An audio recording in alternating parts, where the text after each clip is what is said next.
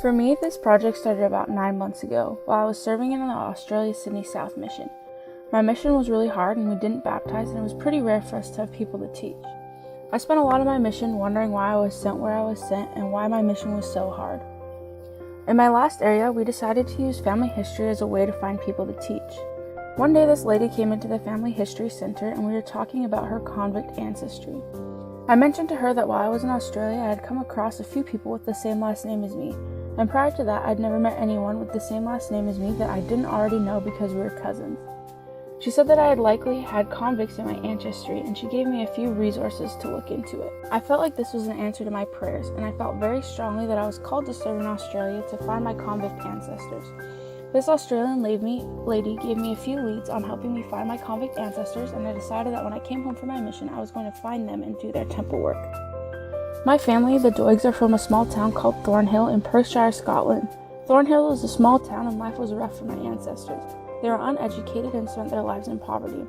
In the early 1830s, the majority of my ancestors immigrated to Ontario, Canada. However, on April 14, 1827, my ancestor William Doig was sentenced to lifetime transportation to Australia for common thievery and refusing to work. Later in 1827, William Doig boarded the Asia II and headed into Van Diemen's Land, now Tasmania, Australia. All the convict records in Australia are public. This record, made at the time of William Doig's conviction, contains the date of his conviction and describes his physical characteristics. He was 5'5.5", he had brown hair and gray eyes. He was 24 years old and was employed as a laborer. This record gives details on William's crimes and all of his other infractions. In the top corner it says that he was convicted because he was a common thief and he refused to work. Underneath it shows the date and other infractions he committed while he was transported. In August of 1828, he was punished for allowing someone on his chain gang to get drunk. This is William Doig's continued record, which is pretty rare. He committed an awful lot of crimes in Australia. William Doig spent most of his life at Port Arthur, which is notorious for being the worst convict prison in Australia.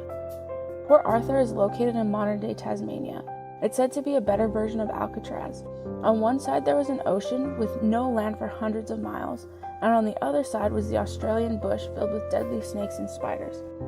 This September, I was able to go with a really good friend to do the temple work for William Doig, and my family and I have been working on the temple work for his wife Margaret Lyle that William married in 1857. I felt so much peace at the temple that day. I knew that William had accepted the work that was being done, and that I was called to serve my mission in Australia for a special purpose.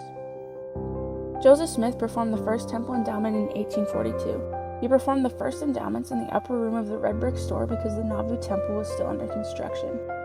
Around the same time in 1840, the first missionaries started to preach in Australia. Elder William Barrett began to preach the gospel in South Australia with minimal success. He said of his efforts, "I felt like a lamb among wolves, going to the land of strangers to preach the gospel." Elder Barrett married an Australian and later settled in Australia. In 1841, a second missionary landed in Australia.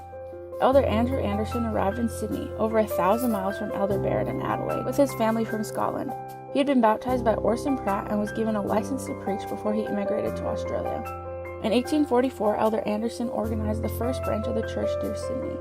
It wasn't until several years later in the 1860s when one of the only converts of Elder Barrett, Brother Beauchamp, was called to be the mission president in Australia, and it was then that the work started to take off. In his first 18 months, 150 people in Australia and New Zealand were baptized. The church in Australia has been growing steadily ever since. There are now 5 temples, 5 missions, with church membership totaling over 151,000.